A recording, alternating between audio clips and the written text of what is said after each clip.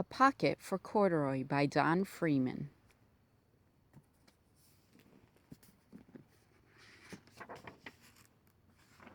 A Pocket for Corduroy. Late one summer afternoon, Lisa and her mother took their laundry to the laundromat. As always on such trips, Lisa carried along her toy bear, Corduroy.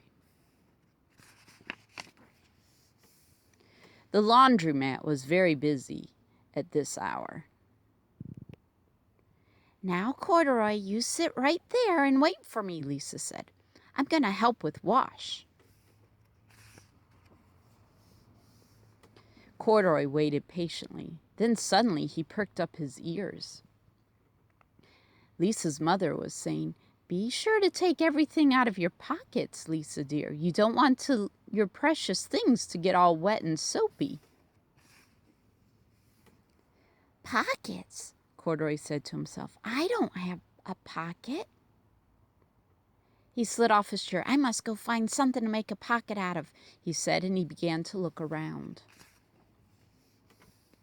First he came to a pile of fancy towels and washcloths, but nothing was the right size or color. Then he saw a huge stack of colorful clothes in a laundry bag. "There ought to be something in there to make a pocket out of," he said. Without hesitating, he climbed inside the bag, which was filled with pieces of wet laundry. The dampness didn't bother Corduroy in the least. "This must be a cave," he said, sighing happily. "I've always wanted to live in a dark, cool cave." When the time came for Lisa to fetch her bear, he was gone. "Oh, Mommy," she cried, "Corduroy isn't here where I left him." "I'm sorry, honey," said her mother, "but the laundromat will be closing soon and we must be getting home." Lisa was reluctant to leave without Corduroy, but her mother insisted. "You can come back tomorrow," she said. "I'm sure he will still be here." As they left, a young man wearing an artist's beret was taking his wet laundry out of a bag, the very bag Corduroy had discovered. Before he knew it, Corduroy was being tossed along with all the shirts, sheets, shorts, and slacks inside the dryer. But just as the artist was shutting the glass door, Corduroy tumbled out onto the floor. "How in the thunder did that bear ever get mixed up with all my things?" the artist wondered. Poor Corduroy was damp all over. "The least I can do for him is give his overalls a good drying," said the man thoughtfully. He unbuttoned Corduroy's shoulder straps and put his overalls in the dryer. Corduroy grew dizzy as he watched the clothes spinning around, but the artist became inspired. "This would make a wonderful painting," he said as he took a sketch pad out of his pocket and began to draw the swirling colors. "I can hardly wait to give it back to my studio." Finally, the dryer stopped whirling and the man gathered up the clothes. Then he helped Corduroy put on his warm, dry overalls. All at once, the manager of the laundromat called out, "Closing time! Everybody out!" Corduroy was gently placed on top of the washing machine. "I wonder who that bear belongs to," said the artist as he was leaving. "Seems to me he should have his name someplace. He's too fine a fellow to be lost." As soon as the lights were turned off, Corduroy began his search again. He was surprised to see something white glowing in the dark. "Maybe it's snow," he said excitedly. "I've always wanted to play in the snow." He accidentally tipped over the open-lidded box, and suddenly he was covered with soft, slippery soap flakes.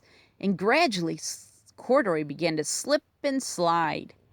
"Oh, what fun!" he said with a smile. "I've always wanted to ski down a steep mountainside."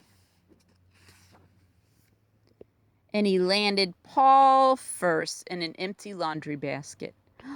"This must be a cage," he said, peeking through the bars. "I've never wanted to live inside a cage like a bear in the zoo." By now, Corduroy felt drowsy, and soon he nodded off to sleep. The next morning, when the manager came to open the door of the laundromat, there was Lisa waiting.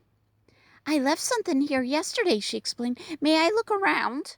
Certainly, said the manager. My customers always are leaving things.